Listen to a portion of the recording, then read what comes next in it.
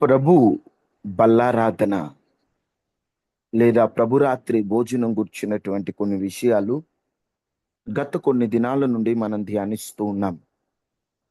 ప్రభురాత్రి భోజనం అని ఎందుకు పిలుస్తారు? ప్రభు బల్ల వెనుక ఉన్నటువంటి ఆధ్యాత్మికమైనటువంటి విషయాలు మనము ధ్యానిస్తూ ఉన్నాం. ఈ ప్రభు బల్ల ఏదో ఆచారంగా తీసుకోవడం కాదు, కానీ ప్రభు బల్లలో దేవుడు దాచి ఉంచినటువంటి ఆశీర్వాదాన్ని మనము ధ్యానిస్తూ ఉన్నాం. ఆశీర్వాదం, ప్రభు బలలో ఉన్నటువంటి ఆ గొప్ప విలువని మనం ధ్యానం చేస్తూ ఈ ప్రభు బల్లారాధన ద్వారా మనం పొందుకున్న కొన్ని లాభాలు కూడా మనం చూసాం. ఎప్పుడైతే ప్రభు బల్లలో మనం చేయి వేస్తామో, దేవుని శరీరాన్ని తిని ఆయన రక్తాన్ని త్రాగుతామో, మనం ఒక నిబంధనలో ఉంటాం. నిబంధన ద్వారా ఒక మహిమను పొందుకుంటాం. ఆ నిబంధన ద్వారా అపవాది మనల్ని ముట్టడానికి అవకాశం ఉండదు. యేసయ్య రక్తములో జయం ఉంది. యేసయ్య రక్తములో ఒక మాటలో చెప్పాలంటే ఎంత శక్తి ఉందంటే ప్రతి పాపమును కడిగి వేయగలిగిన శక్తి ఉంది. ఇప్పుడు అదే రక్తాన్ని నువ్వు త్రాగినప్పుడు, ఆ రక్తము నీలో ప్రవహిస్తున్నప్పుడు, ఏ రక్తము జయము కలిగిన రక్తమో ఆ రక్తం ఇప్పుడు నీలో ఉంది. నీలో రక్తం ఉంటే అపవాది నిన్ను ముట్టగలడా? సాతాను శక్తులు నీపై పని చేయగలవా? సాతాను ప్రయోగాలు నీ మీద పని చేయగలవా? దేవుని వాక్యములో ఒక మాట చూస్తాం. యాకోబు మీద మంత్రము పని చేయదట. యాకోబులో మంత్రం పని చేయకపోవడానికి కారణం ఏమిటి? యాకోబు అబ్రహాము సంతానములో ఉన్నవారు ఎక్కడైనా వారు నిబంధనా జనులు. నిబంధనా జనులపై మంత్రము పని చేయలేదు. నిబంధన జనులపై శాపం పని చేయలేదు. వారు నిబంధనలో ఉన్నారు.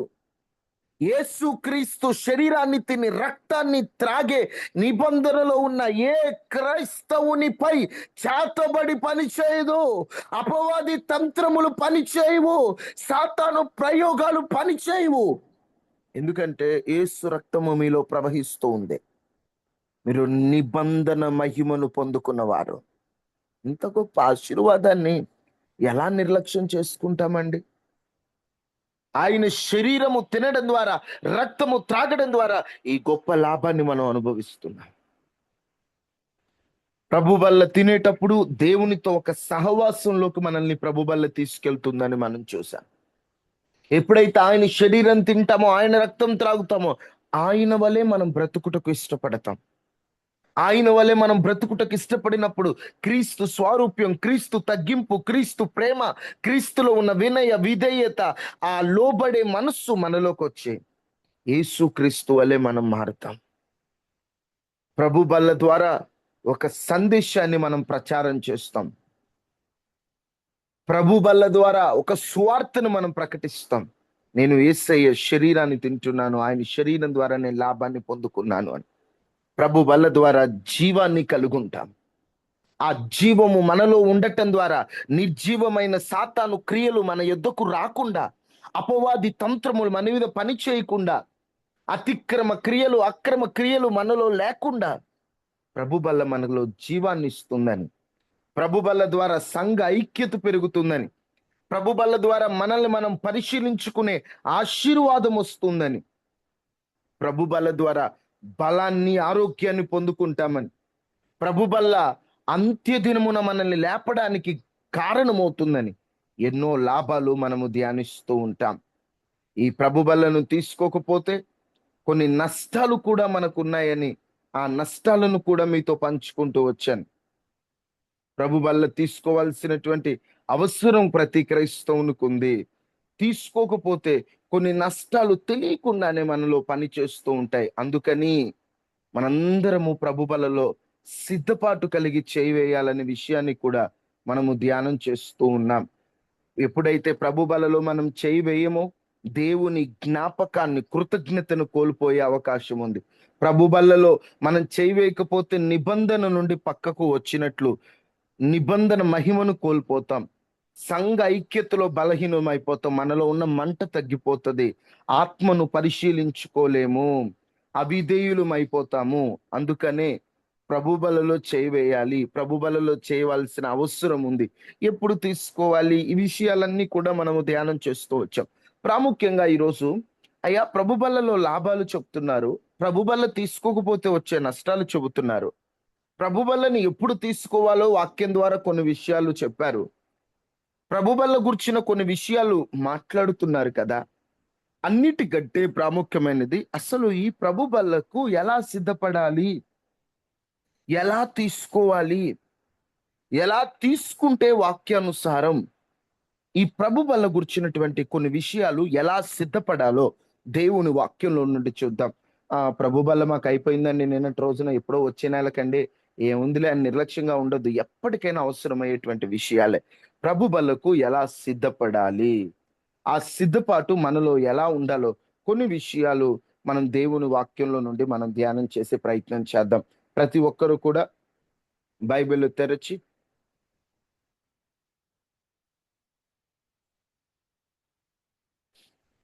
యెషయా గ్రంథము 64:6 చూడండి.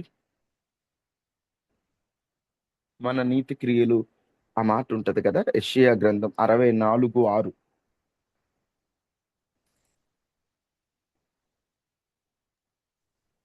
మేమందరము అపవిత్రుల వంటి వారమైతిమి, మా నీతి క్రియలన్నీయు మురికి గుడ్డ వలె నాయను.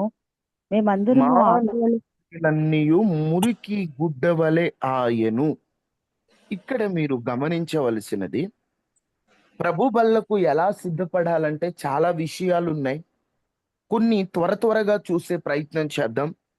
వాటిల్లో నువ్వు ప్రభు బల్ల తీసుకునేటప్పుడు నీకు మొదట రావాల్సిన ఆలోచన, నా యోగ్యతను బట్టి కాదు, నా అర్హతను బట్టి కాదు, క్రీస్తు యోగ్యతను బట్టి నేను ఈ ప్రభు బల్లలో చేయి వేయబోతున్నాననే ఆలోచన రావాలి.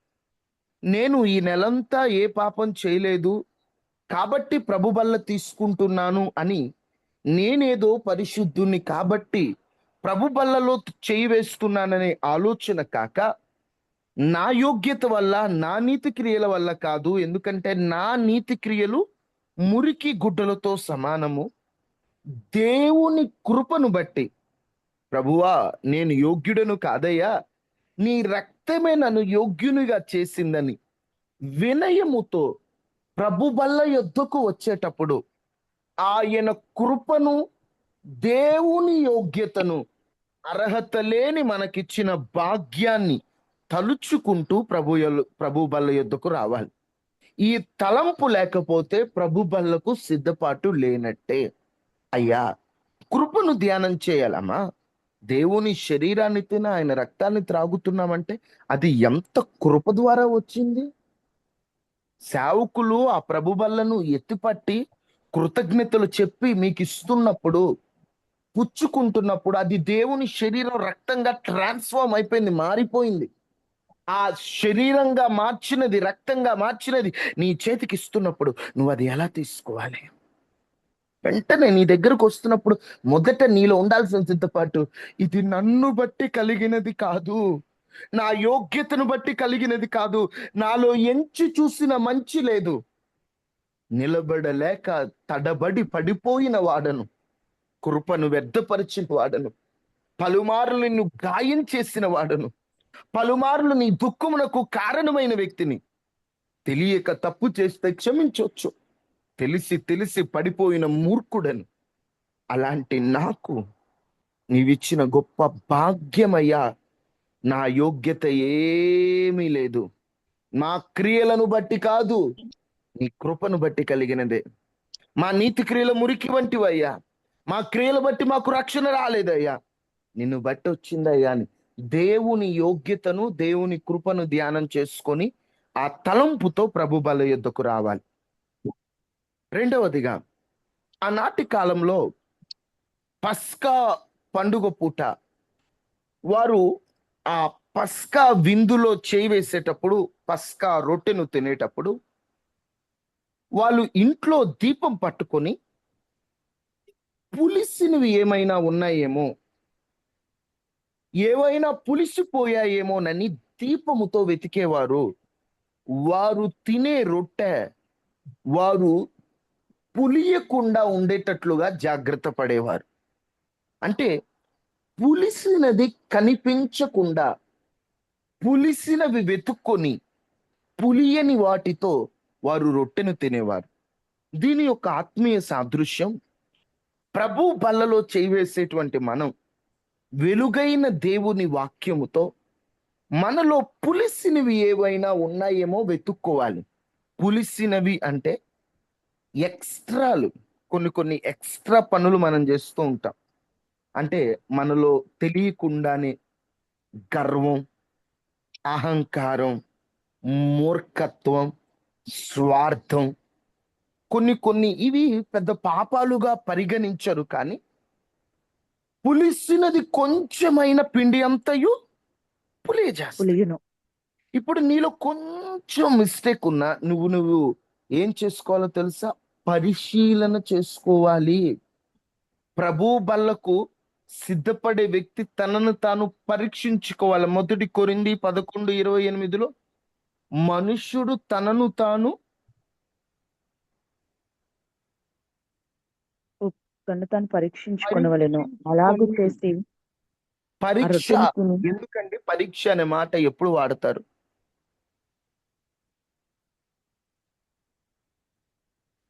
పరీక్షలు రాసామంటారు, పరీక్ష ఎప్పుడు వాడతారు?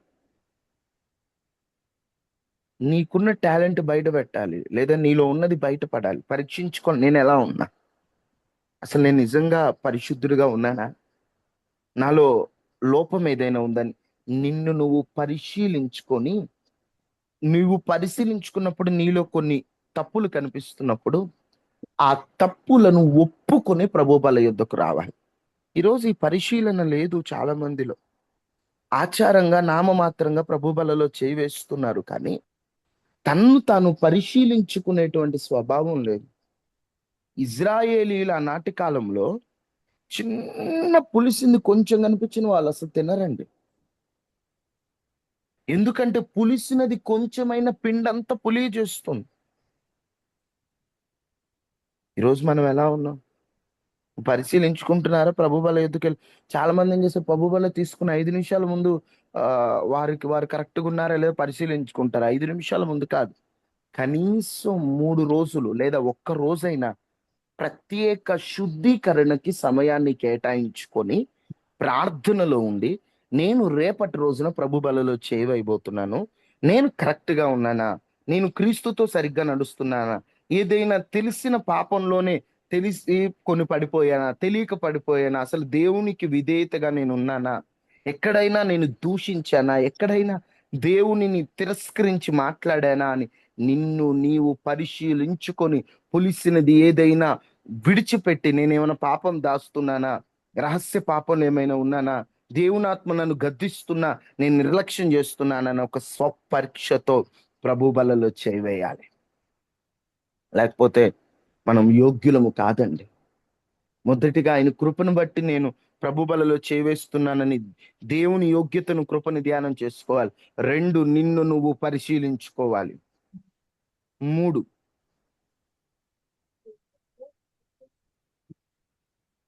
ప్రభు బల్ల అనేది కేవలము రొట్టె కాదు, ద్రాక్ష రసం కాదు, గాని దేవుని శరీరం తిని దేవుని రక్తాన్ని త్రాగుతున్నప్పుడు ఈ అనుభవంలో ఉన్న వారందరూ కూడా గొల్గతా కొండ అనుభవములోకి రావాలి. గొల్గతా కొండ అనుభవం అంటే సిలువ వేసుకున్న యేసుక్రీస్తు ప్రభు సిలువ వేసినటువంటి ఆ అనుభవం. అంటే నా పాపం కోసం యేసుక్రీస్తు ప్రభు గాయపడ్డాడు, నా శాపం కోసం ఆయన శపింపబడ్డాడు, నా మరణం కోసం ఆయన మరణించాడు అని నీవు ఆ రొట్టెను పట్టుకున్నప్పుడు, ఆ రొట్టెను దేవుని శరీరంగా మార్చిన తరువాత, ద్రాక్షరసము దేవుని రక్తంగా మార్చిన తరువాత, అది పట్టుకునే సమయములో ఆ ముందుకన తర్వాత సిలువ శ్రమను నీవు సంపూర్తిగా ధ్యానం చేయాలి. ఎందుకంటే నా సిలువ త్యాగాన్ని జ్ఞాపకం చేసుకోవడానికి దీన్ని చేయమనుంది కాబట్టి. రొట్టెను చేతులు వెళ్ళిన వెంటనే దేవుని శరీరం ఎలా నలగొట్టబడిందో, పాత్ర యొద్దకు వెళ్లే ముందే దేవుని రక్తం ఎలా అయితే ధారలై పారి ఆఖరి రక్తపు బొట్టు వరకు కూడా మన కొరకు చిందింపబడిందో అదంతా మనకు గుర్తు రావాలి. అదంతా జ్ఞాపకం చేసుకుని మనం ప్రభు వలలో చేవేయాలి. ఎందుకే ప్రతిసారి యేసు ప్రభుని ఇలా కొట్టారు, అలా కొట్టారు, ఇవన్నీ ఎందుకు జ్ఞాపకం చేయాలి? ఆ ఎవరో కొట్టారు, ఏదో జరిగిందని జాలితో జ్ఞాపకం చేసుకోవద్దండి. కొంతమంది అయ్యయ్యో పాపం యేసు ప్రభు జాలొద్దు. నువ్వేం ఆయన మీద జాలి పడాల్సిన పని లేదు. నువ్వు అక్కడ జాలి కాదు, నాకు పడవలసిన దెబ్బ నీ మీద పడిందయ్యా, నేను కొట్టబడాల్సిన వ్యక్తిని. నువ్వు అనుకోవచ్చు ఎప్పుడు ఆయన చనిపోయాడు, నేను ఇప్పుడు ఇప్పుడు చేసిన పాపానికి ఎప్పుడు అంటే, నువ్వు ఇప్పుడు చేసే పాపం కోసం అప్పుడే శిక్ష అనుభవించాడు ఆయన. ముందే వెల చెల్లించాడు. ఆయన సిలువ త్యాగం లేకపోతే నీ నా బ్రతుకు ఎంత ఘోరంగా ఉండేదో. ఆయన సిలువ త్యాగము ద్వారా మనం విడిపింపబడ్డాం. ఆయన సిలువ త్యాగం ద్వారా మనం రక్షింపబడ్డాం. ఈరోజు నువ్వు నేను యేసయ్యను ఆరాధిస్తున్నామంటే అది కేవలం సిలువ ద్వారా వచ్చిన విలువ మాత్రమే. ఈరోజు నువ్వు ఎలా ఉన్నావు? ఆయన శరీరం తినేటప్పుడు, ఆయన రక్తాన్ని త్రాగేటప్పుడు నీలో ఖచ్చితంగా ఆ శుద్ధీకరణ అవసరం, అవసరం, అవసరం. శుద్ధీకరణతో పాటుగా శిలువ శ్రమల ధ్యానం కూడా అవసరం. తరువాత ఇంకా ఇలా చెప్పుకుంటూ పోతే చాలా ఉన్నాయి, త్వరగా చెప్తాను. 3 శిలువ శ్రమలు ధ్యానించడం సిద్ధపాటుకు అవసరమైతే 4 ఇతరులను క్షమించకపోతే ప్రభు బలలో చేవేయకూడదు. ఒక వ్యక్తి అర్పణ అర్పిద్దామని వస్తున్నప్పుడే నీ సహోదరుని నీవు ద్రోహి అన్నా, నీ సహోదరుని చూచి నరహంతకుడు అన్నా, అర్పణ పక్కన పెట్టి ముందెళ్ళి సమాధాన పడి రమ్మన్నాడు యేసుక్రీస్తు ప్రభువారు. నువ్వు జస్ట్ కానుకిస్తుంటేనే పోయి నువ్వు వెళ్ళి సమాధానం లేకపోతే నీ కానుక నేను తీసుకుని ముందు పోయి సమాధాన పడరా అన్నాడంటే, నువ్వు దేవుని శరీరం తిని ఆయన రక్తాన్ని త్రాగుతున్న వ్యక్తివి. నువ్వు సమాధానం లేకుండా కడుపు నిండా పగబెట్టుకొని మనస్సు నిండా పనికి మాలిన కలహ గొడవలన్నీ పెట్టుకొని ప్రభు బలలో చేవేయొచ్చమ్మా? ఇరుగు పొరుగుతో గొడవ, భర్తతో గొడవ, బిడ్డలతో గొడవ, అనవసరమైన గొడవలు, పిచ్చి పిచ్చి గొడవలన్నీ పెట్టుకొని ప్రభు బలలో చేవేయొచ్చా? సమాధానం లేకపోతే వారు దేవుని కుమారులు అనబడరు కదా. శక్యమైనంత మట్టు వరకు అందరినీ సమాధానంగా ఉంచి ముందుకెళ్ళిపోమని చెప్పాడు కదా దేవుడు. ఈరోజు ఆ సమాధానం ఏది? మీరు ఇతరులను క్షమించకపోతే మీ పాపాలు క్షమింపబడవు అన్నాడు కదా. నువ్వు ప్రభు బల యుద్ధకు వెళ్ళినప్పుడు నువ్వు క్షమింపబడకుండా ఆయన శరీరాన్ని ఎలా తినగలుగుతావు? నువ్వు సమాధానాన్ని కాపాడుకోండమ్మా. సమాధానాన్ని కాపాడుకోవడం అంటే, సమాధానాన్ని సాతాను దొంగలిస్తాడు. వీలైనంత మట్టు వరకు సమాధానం కలిగి ఉండాలి. సమాధానం లేకపోతే మనం ప్రభు బలలో చెయ్యి వేయలేం. మీకు చాలా మంది ఏం చేస్తారంటే గొడవలు పెట్టుకోవటం, ఈ మాట విని ఎగ్గొట్టేస్తుంటారు ప్రభు బలను. అయ్యా నేను కరెక్ట్ గా లేనులే, గత రాత్రి నేను చూడకూడదు చూశాలే, మొన్న మా అత్తతో గొడవ పెట్టుకున్నానులే, ఈ తప్పు చేశానులే, నేను ఇంకా ఆ పని చేశాను ప్రభు బలలో చేయనని పక్కన పెడుతుంటారమ్మా. పాపం చేశాక, పాపం చేశాను కాబట్టి ప్రభు బలలో చేయకూడదు అనే మనసు కంటే, పాపం చేసే ముందే నేను ప్రభు వలలో చేసే వ్యక్తిని, ఇలాంటి పాపం నేను చేయకూడదు, ఇలాంటి పనులు నేను చేయకూడదు, చూడకూడదు, నేను ఎందుకు చేశానని ఒక మనస్సు ఉండాలి కదమ్మా. నేను అనేది ఏంటంటే, పాపం చేశాక మనస్సు సాతాను గడు కూడా అవకాశం ఇస్తాడు. నువ్వు పాపం చేశాక వాడు ఇంకా ఎక్కువ వాడుకుంటాడు, గిల్ట్ పెడతాడు. నేను పాపం చేశాను, నేను దేవుని నమ్ముకొని ఇలా చేశాను, నేను బాప్తిసం పొంది ఇలా చేశాను, ఇవన్నీ వాడు పెడతాడు. నేనంటాను, వాడికి అవకాశం ఇవ్వకుండా ముందే ఆ పాపం చేయకుండా జాగ్రత్త పడితే నువ్వు ప్రభు బలను మిస్ చేసుకోవాల్సినటువంటి ఆవశ్యకత ఉండదు కదా. నువ్వు అయోగ్యునిగానే ప్రభు బలలో చేయవేయని నేను అనట్లేదు, యోగ్యతను కాపాడుకోమని అంటున్నాను. దేవుడు కృప ద్వారా పొందిన రక్షణను కాపాడుకోమంటున్నాను. ఈరోజు ఎలా ఉన్నారు? ప్రభు బలకు సిద్ధపడుతున్నారు అమ్మా? కొంతమంది కొన్ని ప్రశ్నలు అడుగుతుంటారు, అయ్యా ప్రభు బల్లప్పుడు తెల్ల బట్టలు వేసుకోవాలా? మంచిది, తెల్ల బట్టలు వేసుకుంటే మంచిదే. కానీ తెల్ల బట్టలు శరీరం కంటే హృదయం తెల్లగా ఉందో లేదో శుద్ధి చేసుకో. అయ్యా ప్రభు బల్లకు ముందు ఉపవాసం ఉండి సిద్ధపడాలా? ఉపవాసం అనేది శరీరాన్ని నలగొట్టడానికి ఉంటారు. ఈ శరీరమే పాపపు అలవాట్లకు కారణం అవుతుంటది కాబట్టి ఈ శరీరాన్ని నలగొడితే మంచిది. ఆరోగ్యం బాగున్నవారు, శరీరాన్ని నలగొట్టాలనుకున్నవారు ఉపవాసం ఉండి ప్రభు బలలో చేయి వేస్తే మంచిది. కానీ అనారోగ్యంతో ఉన్నవారు, కొన్ని బలహీనతలతో బాధపడుతున్న వారు, మీరు భోజనం చేసినా ప్రభు బలలో చేయి వేయొచ్చు, అది పాపం కాదు. కానీ శరీరం నలగొట్టబడాలంటే ఉపవాసం ఉండాలి కాబట్టి ఉపవాసం ఉంటే మంచిది. తెల్ల బట్టలు వేసుకున్నా మంచిది, వేసుకోకపోయినా మంచిదే. హృదయం తెల్లగా ఉండటం అతి ప్రాముఖ్యం. ఇంకా మీరు ప్రార్థనతో సిద్ధపడాలి. ప్రార్థన లేకుండా ప్రభు బలలో చేయి వేయకూడదు. మిమ్మల్ని మీరు శుద్ధి చేసుకోవడంతో పాటు దేవునితో ఒక సహవాసం కలిగి ఉండాలి. ఆయన రాకకై సిద్ధపడుతున్న వ్యక్తిగా ఉండాలి. దైవిక భయంతో కలిగి ఉండాలి. మీరు ప్రభు బలలో చేవేసేటప్పుడు కొన్ని ప్రశ్నలు మిమ్మల్ని మీరు అడగాలి. ఆ ప్రశ్నలు ఏమిటంటే, నేను పొందిన రక్షణలో స్థిరంగా ఉన్నానా, లేదా రక్షణను కాపాడుకుంటున్నానా అనే ఒక ప్రశ్న నీకు నువ్వు వేసుకోవాలి.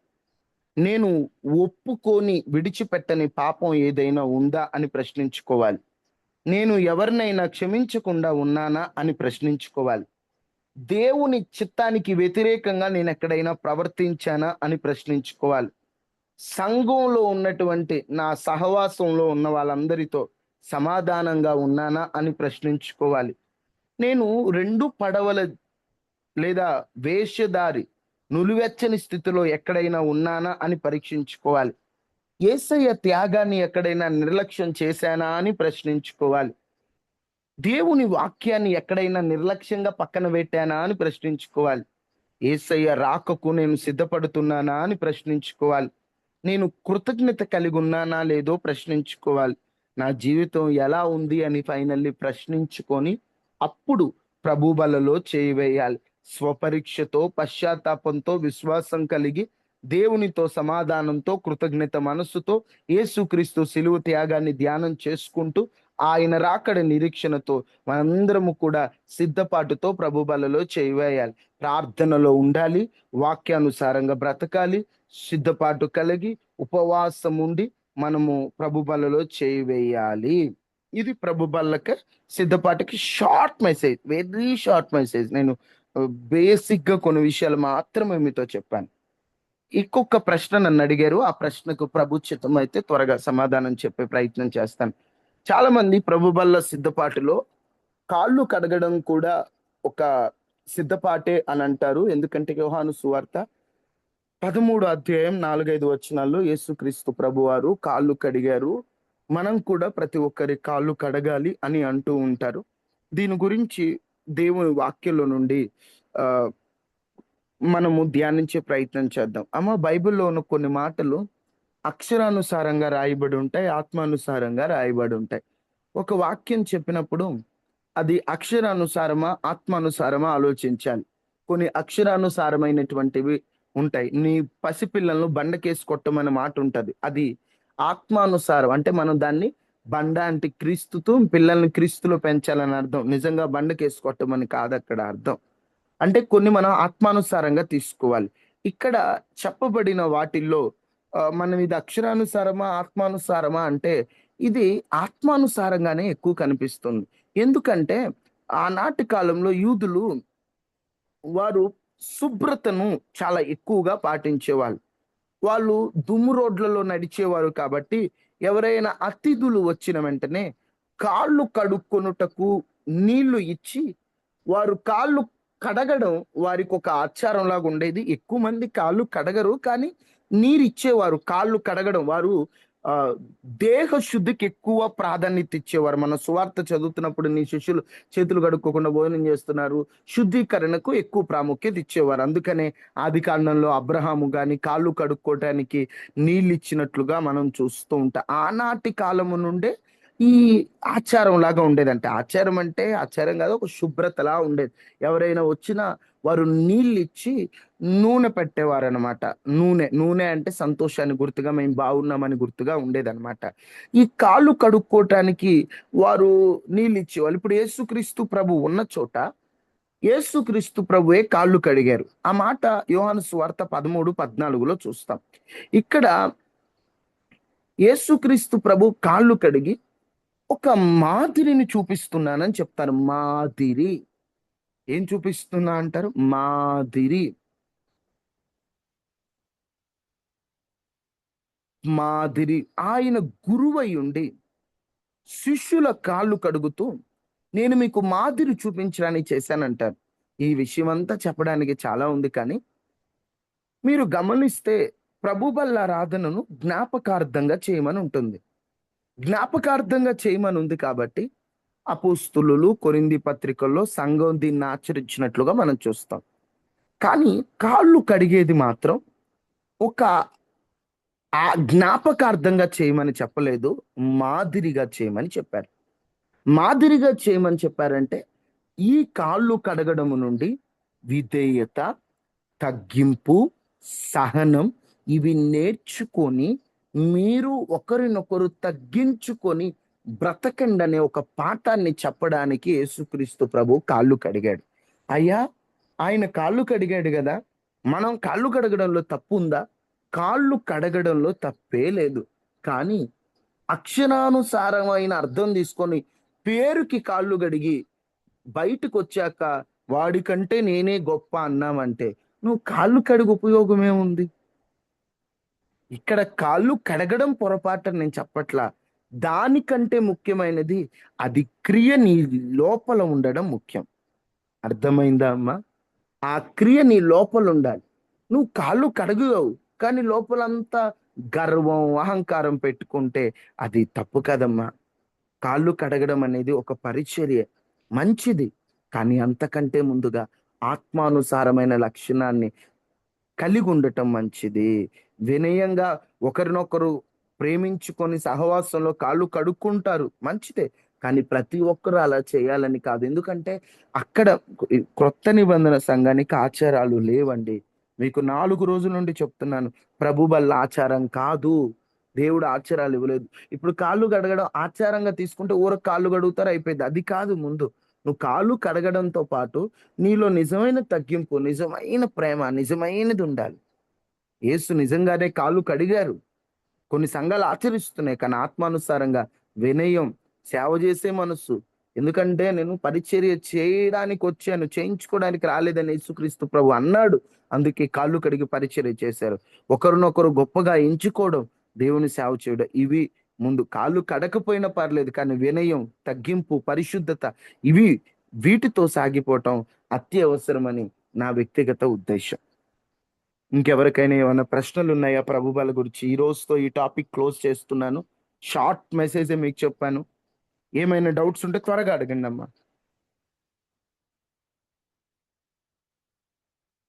అక్క సత్యలక్ష్మి అక్క, మీకు అర్థమైందా కాళ్ళు కడగడం గురించి? ఏమైనా అర్థమైంది. ప్రశ్న? అర్థమైంది. ఇంకెవరికైనా? మాదిరి, జ్ఞాపకార్థం రెండిటికి తేడా ఉంది. మాదిరి అంటే అలా బ్రతకండి. ఇప్పుడు నేను యేసుక్రీస్తును పోలి నడుచుకొని మీరు నన్ను పోలి నడుచుకున్నా అంటే నాలాగా బ్రతికేయండి అంటే నేను ఎట్లున్నాను అలా అని కాదు. నాలో ఉన్న స్వభావం, నాలో ఉన్న లక్షణం. అక్కడ యేసుక్రీస్తు ప్రభు మాదిరి నుంచి వెళ్ళారు. అంటే కళ్ళు కడగడం మంచిదే, కానీ అంతకంటే ముందు అది క్రియగా ఉండడం ఇంకా మంచిదని నా ఉద్దేశం. ఇంకా ప్రభు బల్ల కూర్చున్నటువంటి ప్రశ్నలు ఏమైనా ఉంటే త్వరగా అడగండి. ఎవరికైనా మీరు ఏదైనా డౌట్ అడిగి, బ్రదర్ నాకు ఇది క్లారిటీ రాలేదు, మీరు కొంచెం ఎక్స్ప్లెయిన్ చేయండి అన్న, నేను ఎక్స్ప్లెయిన్ చేస్తాను. నాకేదో అన్నీ తెలుసని కాదు, దేవుని పాదాల యొద్ద నేను నేర్చుకున్న ఒక ముఖ్యం మీకు కూడా తెలియచేస్తాను. మర్మయుక్తమైన మర్మాలు నాకు తెలియదు. కేవలం ఆ వాక్యాన్ని, ఆ విషయాన్ని మనం లోతుగా తెలుసుకోవాలన్నదే తాపత్రయం. ఏవి లేకపోతే ప్రార్థన చేసుకుందాం. రేపటి రోజున ఒక విలువైన అంశం. మనం ఒక్కొక్కసారి యేసుక్రీస్తు ప్రభు నమ్ముకున్నాక మైండ్లో ఒక చిన్న ఆలోచన వస్తుంది, చిన్న చిన్న ఆనందాలు కూడా తప్పంటే ఎలాగా, చిన్న చిన్నవి కూడా కొంతమంది పాయింట్ అవుట్ చేస్తుంటారని బాధపడుతుంటాం. అరే, ఏదో 10 నిమిషాలు సినిమా చూస్తే తప్పు అంటారు, వచ్చేస్తే తప్పు అంట. అసలు ఇంత స్ట్రిక్ట్ రూల్స్ క్రిస్టియానిటీలో ఎందుకు ఉన్నాయి? ఎందుకు ప్రతిదీ దేవుడు పాయింట్ అవుట్ చేస్తాడు, చిన్నది కూడా? అది రేపటి రోజున మనం ధ్యానం చేసే ప్రయత్నం చేద్దాం. యవనస్తులకు అవసరమైన విషయం కాబట్టి యవనస్తుల్ని ఖచ్చితంగా ఉదయకాల ప్రార్థనలో పాల్గొనమని చెప్పండి. ప్రార్థన చేసుకుందాం. మహాపరిశుద్ధుడా, మహోన్నతుడు అయిన దేవ, కృపా సత్య సంపూర్ణుడా, మీరు మాతో మాట్లాడుతున్న మాటలు బట్టి వందన. నీ మాటకు తగ్గట్లు మేము బ్రతుకుట మాకు నేర్పించమని. అయ్యా, మా స్వభావంలో మార్పు రావాలి, మా తలంపులలో మార్పు రావాలి. ఆచారపరమైన మా భక్తిలో నుండి నిజమైనటువంటి విశ్వాసంలో మేము సాగిపోనట్లుగా మీరు దీవించండి. అనారోగ్యంతో ఉన్న వారికి ఆరోగ్యాన్ని ఇవ్వండి, మానసికంగా కృంగిపోయిన వారికి ధైర్యాన్ని ఇవ్వండి. కన్నీటితో ఉన్న వారి కన్నీరు తొడవండి. అయ్యా, ఈరోజు ప్రభు బల్లకు ఎలా సిద్ధపడాలో కొన్ని విషయాలు మాతో తెలియచేశారు. సిద్ధపాటుతో, పరీక్షతో మేము సిద్ధపడినట్లు సహాయం చేయండి. అనారోగ్యంతో ఉన్న వారికి ఆరోగ్యాన్ని ఇవ్వండి. మానసికంగా కృంగిపోయిన వారికి ధైర్యాన్ని ఇవ్వండి. ప్రతి ఒక్కరికి మీరు తోడుగా ఉండండి. మీ కంచి వేయమని, అపవాది శక్తులు పని చేయకుండా నీ బిడ్డలకు మీరు తోడుగా ఉండి కృప చూపించమని, మీరే కరుణించి కాపాడి ఆశీర్వదించి నీ బిడ్డలకు తోడుగా ఉండి బలపరిచి నీ బిడ్డల పక్షాన మీరు నిలిచి సహాయం చేయమని, ఏ సుశక్తి కలిగిన నామములో ప్రతి ఇంటి చుట్టూ కంచి వేసి వైరస్ ప్రమాదాలు తప్పించి క్షేమాన్ని ఇవ్వమని, ఈ రోజంతా మీరు మాకు తోడుగా ఉండమని యేసు నామమున అడిగి వేడుకుంటున్నాం తండ్రి. ఆమేన్. ఆమేన్. తండ్రి అయిన దేవుని ప్రేమ, కుమారుడైన యేసు క్రీస్తు వారి కృప,